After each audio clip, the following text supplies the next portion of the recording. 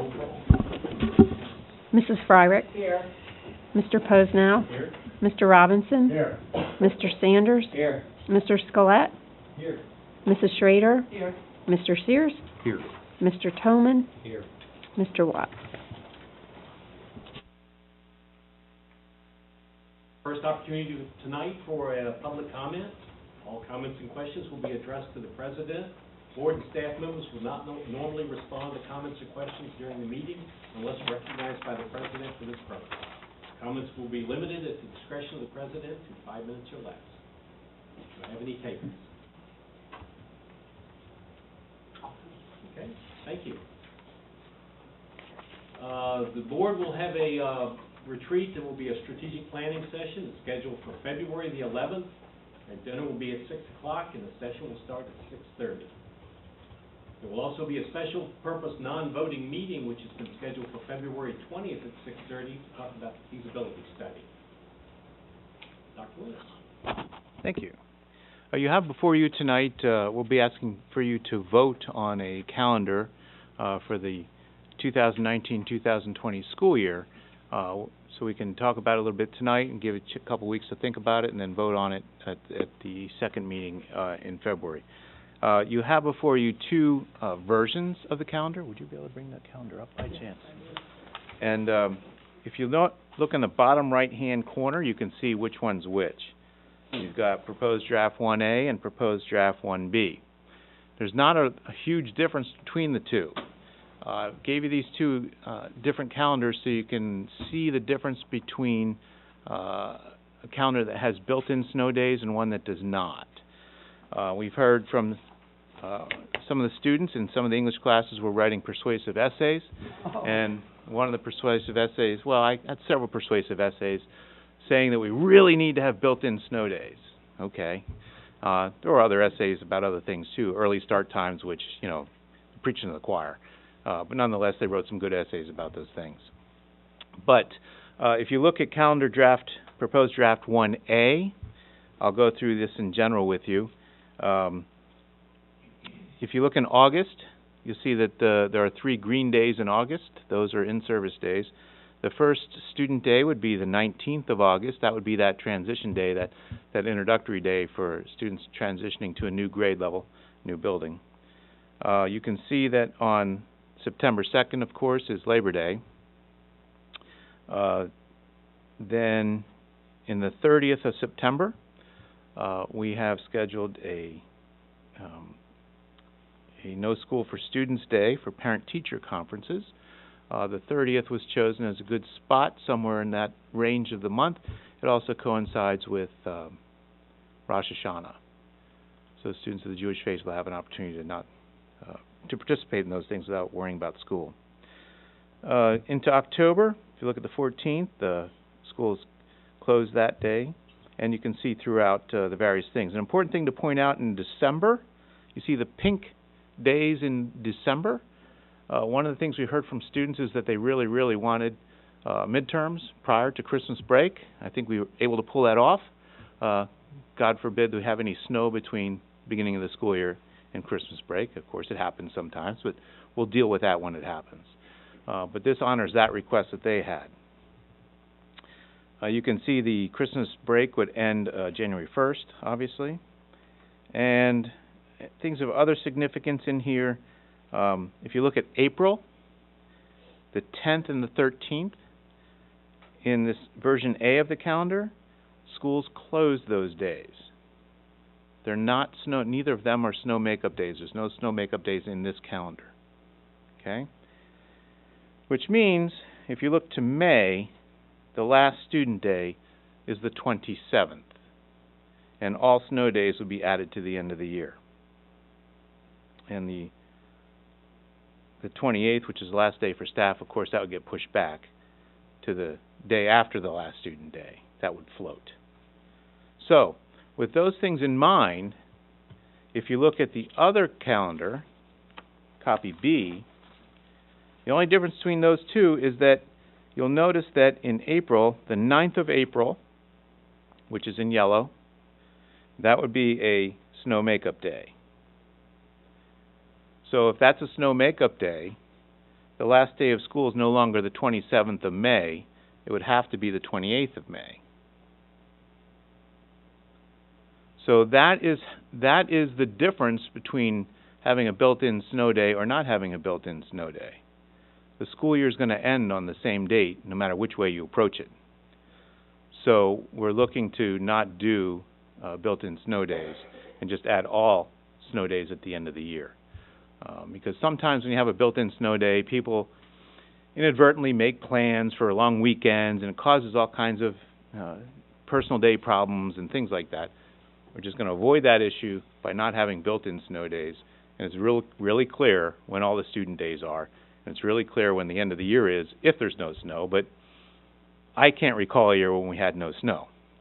So the point of having built-in snow days, in my mind, doesn't make a lot of sense anyway, because you're going to have snow anyway. So why would we kid ourselves and think that the built-in snow days are going to be some advantage when we get snow every year anyway? So that's our administrative recommendation is calendar A. What questions might I be able to answer for you? Yes, sir. So, I thought we were supposed to have 3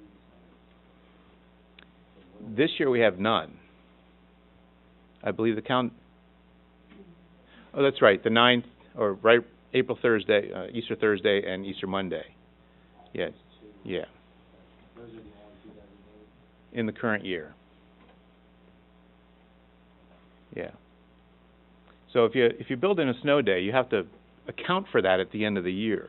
So your last student day pushes further for every built-in snow day that you add in the middle of the calendar somewhere. So, and it took me a while to get that, to understand that, you know. But when I really sat down and looked at it when I was responsible for building calendars, I thought, well, wait a minute, this doesn't make any sense. Built-in snow day, there's no advantage to it, because we use them all anyway. So why don't we just succumb to that fact and just make a calendar that doesn't have that flexibility in it, and potential for people making plans that they shouldn't make on weekends that they shouldn't make them on. I'd be curious if other administrators, teachers, if there's been feedback, was this a hard sell or? Well, I think the built-in snow day thing, I think is going to be a hard sell for some people, I think, because they're going to have trouble seeing the difference. But the association, we gave them a heads up a long time ago, back in maybe October. I said, Jamie, here's what I'm thinking about for Thanksgiving week, and it was an idea I thought was great, but they canned it like you wouldn't believe, so we didn't even go there. But I was looking to have what's that? Respectfully. Yeah, I mean, they were very polite about it. They were very I don't want to characterize it anything other than that.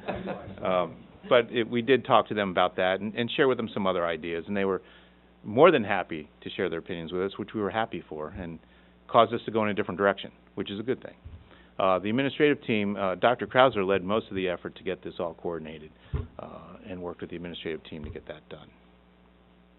Did the association have any strong feelings one way or the other about these 2 calendars? We didn't see the entire calendar, but I know that the answer to Sher's question, not having the built-in snow days, I think, you're not going to please everyone, of course, but I think most of the staff will like that because they can make plans for Easter or whatever. Like if it's a day off, it's a day off. We don't have to worry about the day having to be turned into a school day. So I think the majority of the teachers would like that. So that's A in your mind. Correct. Okay. Yes, ma'am. Unfortunately, if we were forced because it's a really bad winter to go into the next week, they're not the most productive of days, that's for sure. Well, Tacked on to the end of the year. Seniors would graduate and that would be the end for them, right? I should have mentioned that. The graduation date is fixed, Yeah. no matter what happens. If we go beyond that date, there are several things we can do. We can take lost subsidy from the state for the seniors, or we can schedule a Saturday graduation rehearsal, which counts as a school day. There's other things we can do, but we have some flexibility there to accommodate that. But whether you build in snow days or not, those days in June are those days in June. And we're going to school on those days, whether we built in snow days or not. not necessarily, but it's taking them. No, school year would end the same day, no matter whether you build in snow days or not. Because if you build in snow days, your scheduled last student day, for each day you built in the middle of the year, your scheduled last student day has to go out one day. So no matter how you slice it and dice it, you're going to school on the same days in June, whether you build in snow days or not. It's interesting what parents have to say. I mean, as I say, I have no real skin in the game personally. I'm just always curious as to how families and staff, respond to this. I have two comments. The first is that the fact that there's a solicitation of students in writing those essays, I appreciate it. That seems like I can't take credit for the solicitation. Whoever did that, Yeah. I like that. The second is that, looking at the calendar where the spring break was the 9th to the 13th, that was B, in B. So the length of the spring break. I take it that the concept there is that, at least in theory, having a spring break that covers 3 days is a good thing. So the question is, on this A model, was there any discussion of retaining it of April 9th to the 13th, and then to have the last day be just to move everything down a day, so that the length of the spring break is retained as 3? Yeah, we did talk a little bit about that, and one of the main advantages to having a school day on the 9th is high-stakes testing comes around that time period, and we're trying to get in every school day we possibly can prior to that.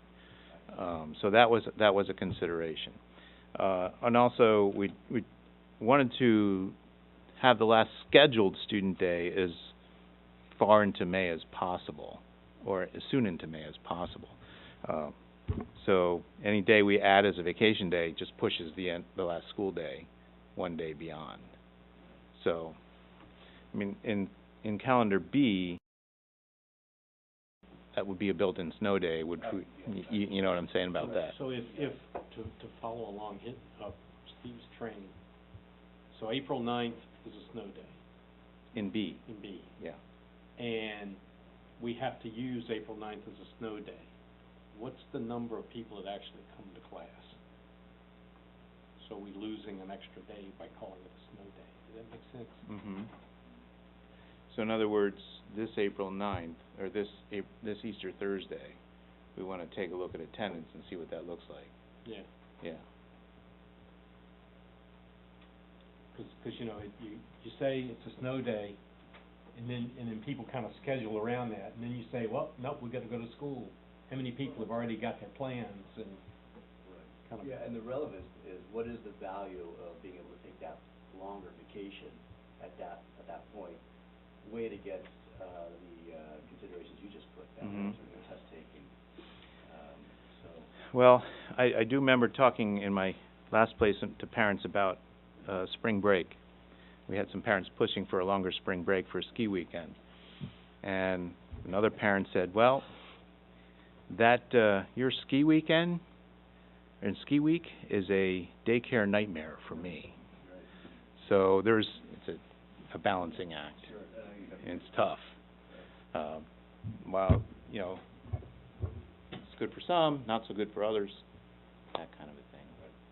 And to tag onto that, in that case scenario, families would be promised a 4-day weekend in February as well as April.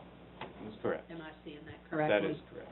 So that's nice, I Whereas- think, for families who are looking to, you know, get away. Whereas this year, there's the potential that they'll have only a 3-day weekend at Easter, because Monday is a built-in snow day. Right. Right. So we're protecting that to try to provide some kind of a break, a reasonable break, without going too far. Well, and of course, I think we'd be remiss we're looking at families, which I certainly agree with, but I think also promised days off is a good thing for staff, for administration, for everybody. I mean, everybody needs to have a bit of a break at some point, so. And it's all but guaranteed. Yeah. I mean, weird things can happen. Right. But it's all but guaranteed. So Ms. Geyer, did you write a persuasive essay?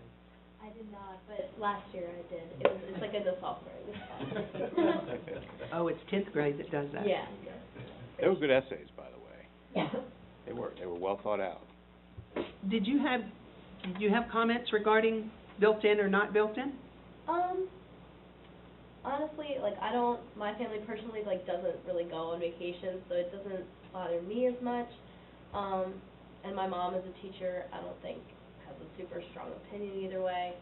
I was just mostly wondering about the commencement being fixed or not for Ah. senior next year, but. Why would you be concerned other about than That's no just our progressive. sacred step. Yeah.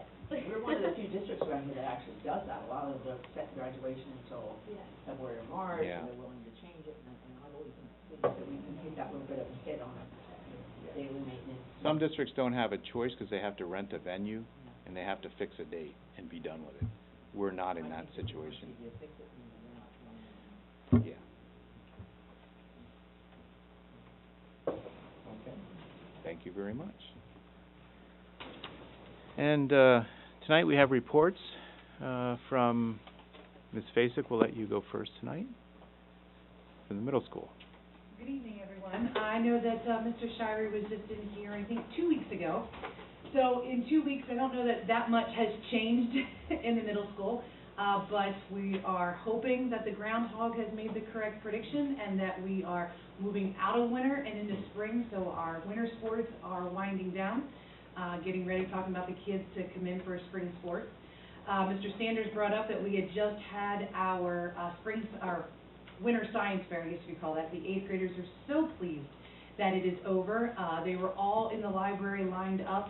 And as I was saying, when you walked in, it was just overwhelming to see all of the work, the hard work that all of the students, and I'm sure some parents as well, that helped them out with that, put in. And now that they're all taken down, it just seems so empty in there. But we do have students that have made it on to the next round, so they'll be traveling to go and compete to see how their science fair projects measure up to other students their age. In addition to that, I want to make sure, because I'm not sure if anybody from the middle school will be back before the end of February, that on February 22nd and the 23rd, we will be having Willy Wonka Jr. It will be our musical. We have a Friday night performance for opening night that will be at 7 o'clock, I believe, and then there is a Saturday matinee at 2, so we hope that everybody is able to come out then and join us. But that's all that I have for the middle school right now. You second that? See, it was a good applause, right? I'm gonna have Wonka in it, so. I'd just like to say, you are a mean dodgeball player. Oh, thanks. Not very good. Not very good. Very competitive along with. Oh, that was the other thing, that was the middle school that came in out of all the faculties, we did come in first place of all the faculties. But I'll take that. Thank you. Say, like the Saints, we have a petition in for one of those events. Oh. Well, good evening, everybody. I just wanted to take an opportunity to share, we had a community service project recently at Indian Rock, and we're going to have a video here shortly. But just want to let you know, we hosted a Hero Day at Indian Rock for our building-wide We Rock celebration. And the We Rock celebration that we have is part of our school-wide positive behavioral support system. And really, it's to compliment students who are making good choices and following the We Rock rules. And every year, we have 6 celebrations. And every 6 weeks, if kids don't have, we have blue slips, or referrals with our code of conduct. If they don't have more than 2 in that 6-week period, then they all participate. We did have 8 students this past time that did not participate in the initial visitation of what we had, but we were able to show videos, and they were able to participate in cards and videos, and you'll see some of that shortly. But our committee this year, we really wanted to focus on a community service project as one of the rewards for the kids. And the staff this year, they felt it was more meaningful for students if they had the chance to experience with some members of the community before we actually giving back to the community. So our Hero Day had 2 different parts. On Friday, January 22nd, or on January 22nd, we had firefighters and EMTs visit the building from York Area United Fire and Rescue, and then we also had police officers from Spring Garden Township and the County Sheriff's Department. And the County Sheriff's Department also brought a K-9 as well, and that was Sergeant Hawk. That was a German Shepherd. So each hero provided a description of their job and responsibilities, and we also answered lots of student comments and questions. And the students, they rotated in different stations for about 25 minutes with each of our first responders and heroes. And then this last Monday, as a follow-up, students created thank you cards and videos with something we call our Unity Classroom Partnership. And what that is to thank our emergency service workers, and our partnerships include our different grade levels getting together almost as pen pals, so to speak. So some of our 5th grade classrooms partnered with 3rd grade or 4th grade, our autistic support. So every classroom partnered up to do our thank you cards. Those thank you cards were then put into a bound book, which we then presented to each of our first responders, our heroes for the day. So at this time, I'd like to share a very short video with you, but this is all of our students just to say thank you, and this is one of our celebrations that we had this year. So enjoy.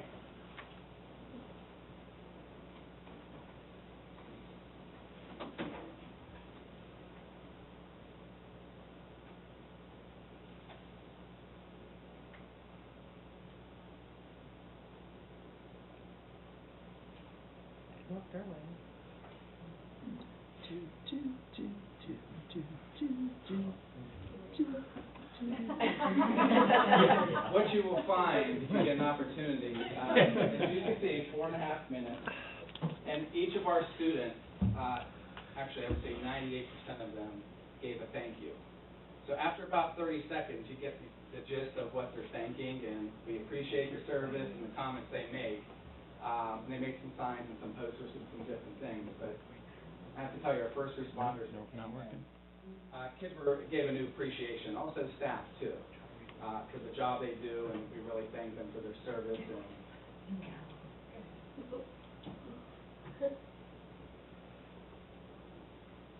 There we go.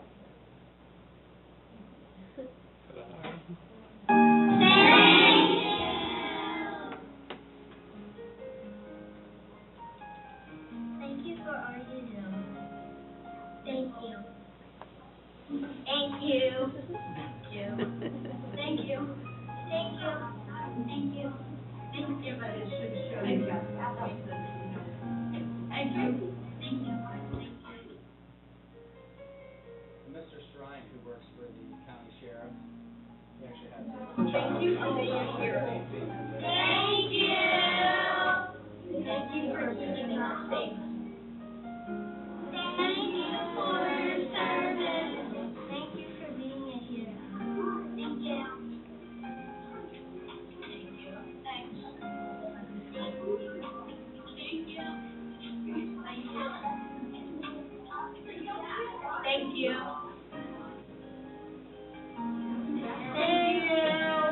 Thank you. Thank you.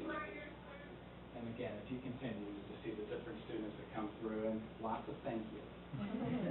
But I also want to share too, back that we had prior to the holidays, we also had another community service project where we made placemats for local nursing homes, and also cards as well that we sent to the troops. Again, thanking for service and wishing them a good holiday. So the celebrations that we do with the students that we have, it's really to recognize the good choices they're making with it, but also at the same time to give back to the community, and we're all working together in that partnership. So if you get an opportunity, you get lots of thank yous. But any thoughts, comments, questions? Good work. That's nice. Very nice. Thank you. Thank you.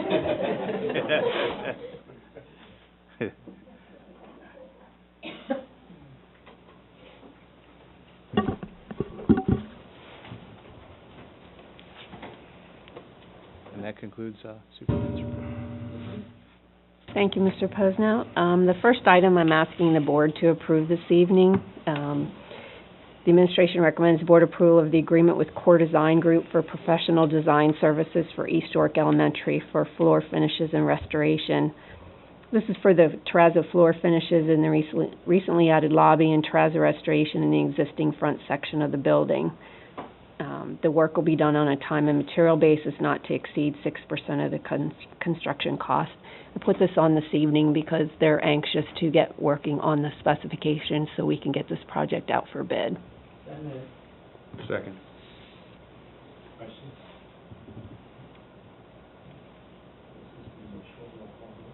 This will be considered a unanimous roll call vote unless I hear votes to the contrary. Hearing none, motion passes. The rest of the items will be recommended for approval on February 18th. First item being the York Adams Academy general operating budget. While they're having an increase in expenditures, there will not be an increase to our membership fee per seat, which is currently $4,200, and we have 12 seats. So our cost for this year is $50,400. We'll also be asking for approval of the contracts for F&P, for the York Suburban Prom, the contract with Executive Coach to take students to the Holocaust Memorial Museum in Washington in March, approval of the Lincoln Learning Network 5-year contract with an annual recurring cost of $24,005, and that includes the E-rate discount. We'll also be asking for approval of the amendment to the child care agreement with Bright Horizons. For what we're doing on that amendment is adding the verbiage about the tuition scholarship. We were able to do the scholarship this year. Actually, we did 4. And they want to get the process in writing in our agreement, so that's all the amendment is doing, is putting in verbiage how we actually handled the scholarships for this year. Any questions on any of them?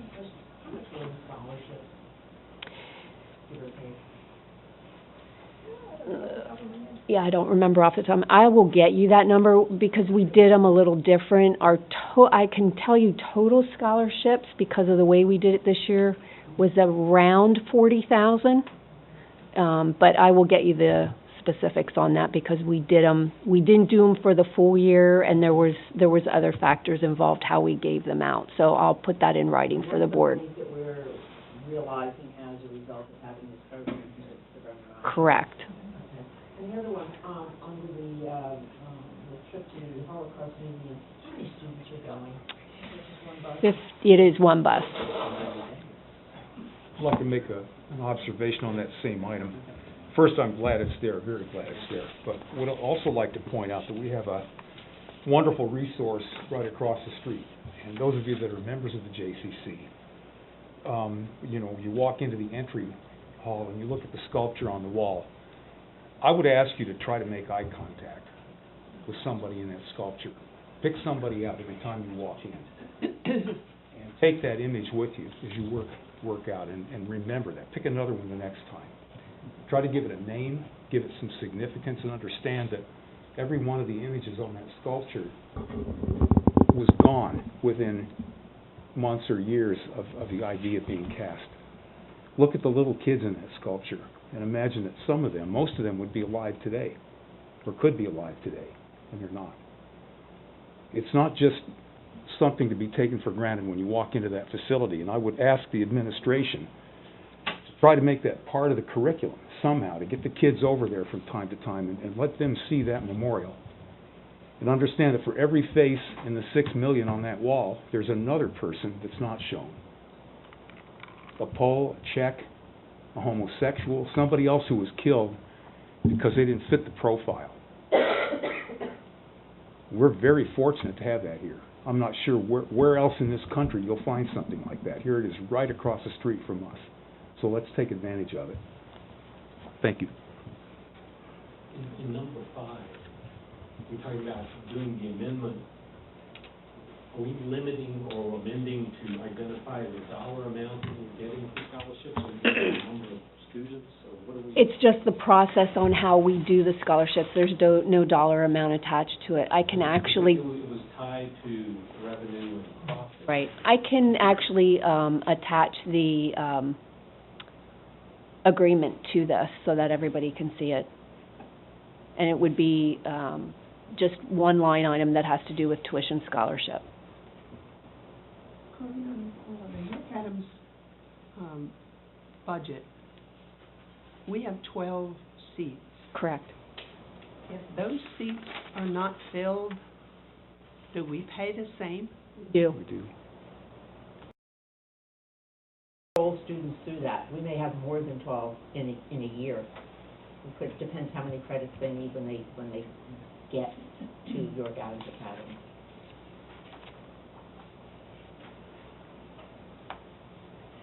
Any other questions?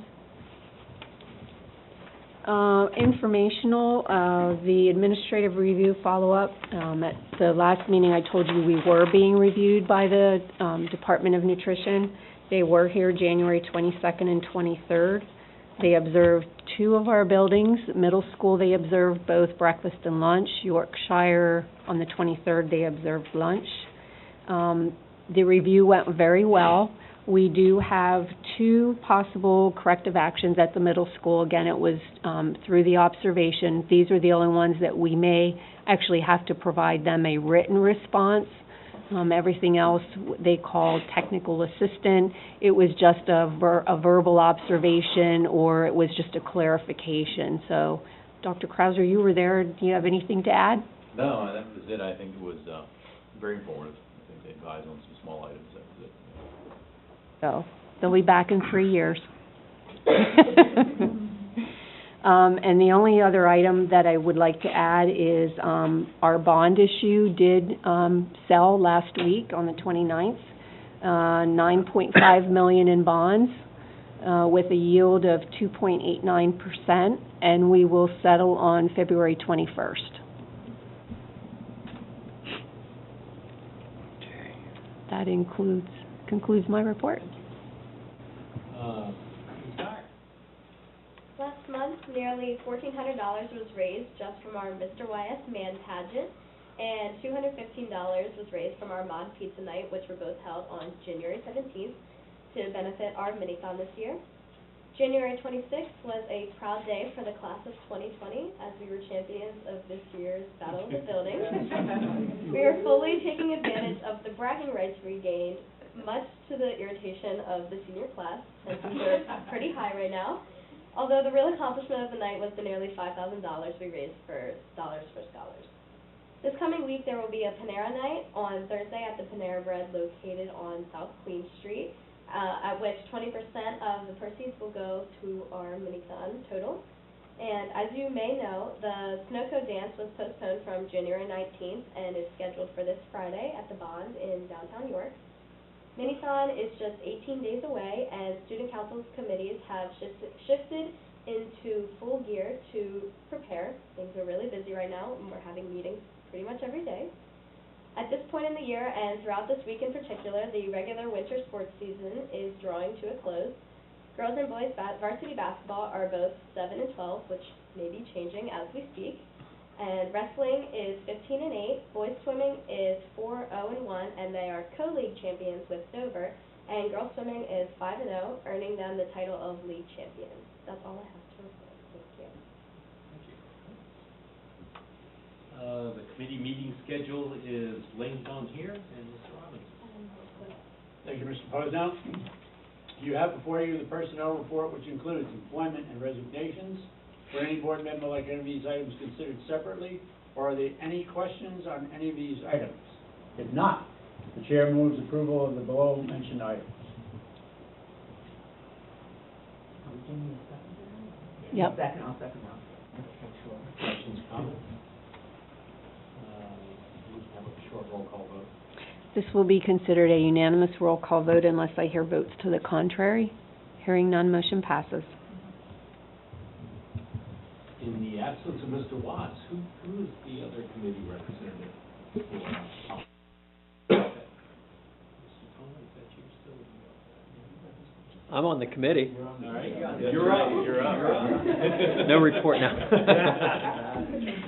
I'll report we met. I don't have any insightful information, but the links are provided for your reading pleasure. And the expectation is that we will vote on the 18th. Correct. Lincoln in the meeting unit? All right, before we go on. Okay, sure. Just a couple of points. Policy 202. makes reference to occupancy that can begin up to 1 month prior to moving into the district. I'm just asking that you might add something to the effect of subject to reasonable delays. It's a little hard to tell for certain what that move-in date is. Just a little added flexibility. What's reasonable? That's subject to discussion and board approval or administration approval. But suppose somebody's... We ended up in an interesting spot this year. We could end up in another one. If we grant approval, if somebody says, I'm going to move in 30 days, and it's actually 32, then what? They weren't there in 30. Then what do we do? What's our recourse?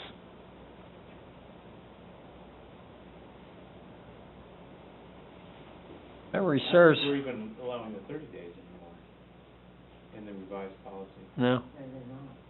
it was there was a long discussion about, You either live here or you don't. yeah, you live here or you don't. Start the process. Start the process up to 30 days prior. You can begin filling out paperwork and whatnot, but you may not attend until you actually physically live in the district. You still have the same problem with a moving target. You think that you're going to be moving in 30 days. You start the process now, which is within the 30, and there's a delay, you don't get to move in for 60, then what? Well, that's okay, because it's just paperwork. Well, then why do we put any kind of limitation on it at We all? wouldn't have to. Okay, They could start months ahead of time. all right.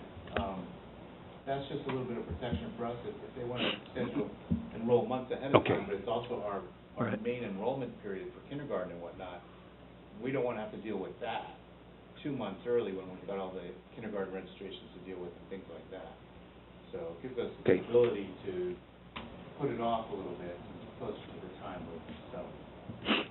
And then policy 600, I think there's a strikeout of something that was correct, I believe, to begin with. There's a term, approved tuition rate, which is defined in the policy. It appears later on with a strikeout, and it's replaced by agreed upon rate. It's just a minor point. Yeah, the agreed upon rate is there, that language is there to help us to be more clear about, maybe we're not clear enough, more clear about agreements we make with other districts to educate their children.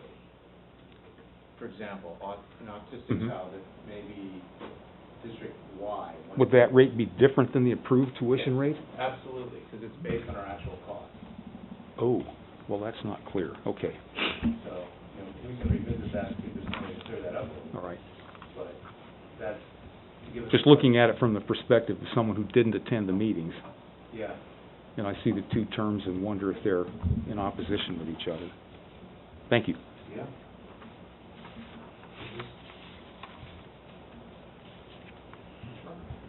Yes, I have no report for the JOA meeting, and then for York Adams Academy, we canceled our board meeting this week, but electronically, we did approve our, the budget so that we could get it out to all the districts. We did that in one other little bit of business that we had to do. Other than that, Suburban has, its 12 seats filled, down now for about the third consecutive month. And we start to see this with all of the districts now. Towards the end of the year, there's some seniors who are pushing very hard to get the last couple of credits so that they can graduate on time. That concludes my report. Tax Bureau met last Monday on the 28th for our annual reorganization meeting, and we also reviewed the fourth quarter reports. County school. Excuse me, may I ask for a question? I think this is under your report. I saw in some of these B transfers, there was a very large transfer in York Suburban, which is always very nice. And I didn't Mhm. know whether you had seen it or not, or there's some way that you could kind of let us know these. We just got the paperwork today. That's amazing that you're, because I don't know when that actual transfer took place. I believe that one was dated January 28th. Oh, so that's pretty close then to actually making the paper. Sometimes we're not sure when we see them in the paper whether it was like this month or it could have been. Yeah, we just weeks got ago. it. Okay, well, if you could, if there's any way you can let us know, I mean, I think that would be kind of neat to, not everybody sees it in the paper. I do on some of these, but. You're asking about the specific one, or you're asking about something I'm not sure what No, you're... just when you see, when they happen within our, within the district would be nice. this was a very large one, not all of them, but this is a $28 million transfer. So Right, it was the apartments, Yeah. If, so that will mean about $147,000 to the district that we should be getting in the next 2 weeks. it comes that quickly then. That's Mhm. good. Thank you.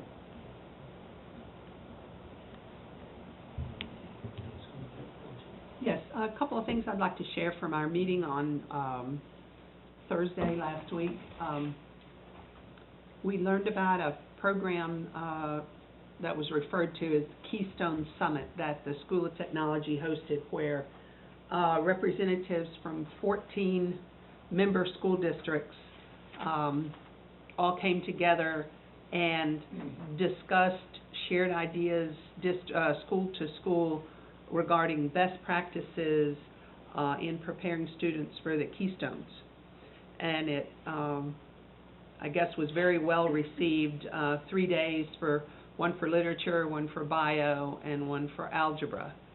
And it was very well received. Again, the School of Technology served as the host for this. Obviously, the work was done teacher to teacher, but it's another way. I thought it was a really good example of something that the School of Technology does across the county to sort of bring people together, bring districts together for the good of students who don't attend the School of Technology.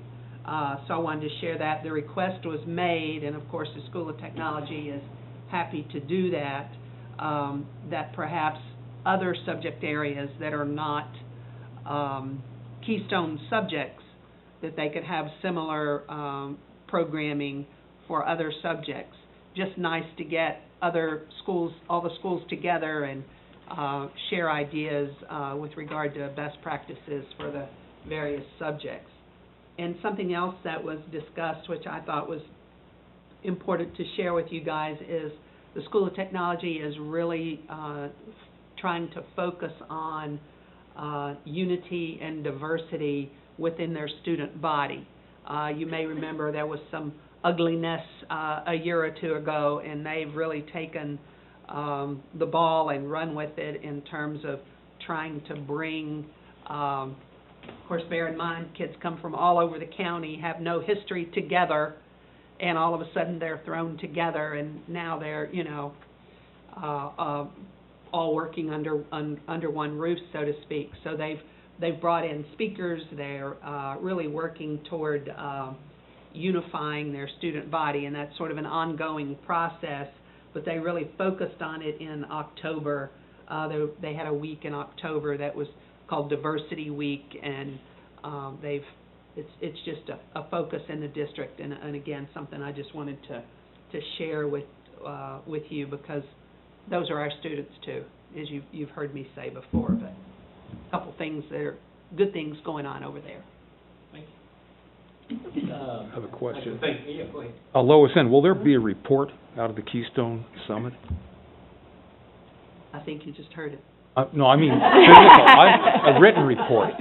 Oh. Will they issue a written report of their findings? I'm not aware. I don't know that there really were any findings, so much as sharing teacher to teacher. I teach at Dallastown, you teach at Redline. What are we doing for best practices to hammer home these specific subject areas? I just wondered if they might publish some of these recommendations. Oh, well, I can ask that. Taking notes. Yeah, I can ask that question. I don't know the answer to that, and I don't know who we had from our district who was there. Subject area, right, but obviously. right. But I think we were participants. We did, yeah. The local county curriculum coordinators, assistant superintendents kind of orchestrated just that, a collaborative session to get those key academic subjects together and have collaboration, communication, what programs they're using, what resources they're using, basically networking, you know, so that they kind of left that meeting fully charged, sharing resources, and from there they made connections and collaborations that are continuing still this day. So basically kind of everybody kind of coming together saying we're all in it for the same reason, let's get more collaborative with what we're doing and what's being successful. Yeah, I don't anticipate any kind of report to come out of that, the meeting. It's interesting to see when somebody says best practices, well, what are they? Yeah. To non-educators, that makes sense, that there'll be some kind of report about the best practices, to publish some kind of paper. But this is more of a session to try to steal ideas from each other. Mhm. And steal is not a good word. But It's borrow okay. ideas. It's fine. It works. It works. Tools But of the trade. tools of the trade that they're sharing with each other. So I don't expect any kind of report to come out of that, but we'll check on it, to see if there's such an animal coming out of there. And along those lines, Dr. Thomas said that he's very interested to talk with our biology teachers about biology and how they're dealing with Keystone Tiers, because there's a lot of success, and they're not having as much success as they would like to have at this point. They're doing quite well in all areas, there's no question about that. But like us, they don't want to just rest where they are, keep going. So they're specifically looking at us to help them with biology.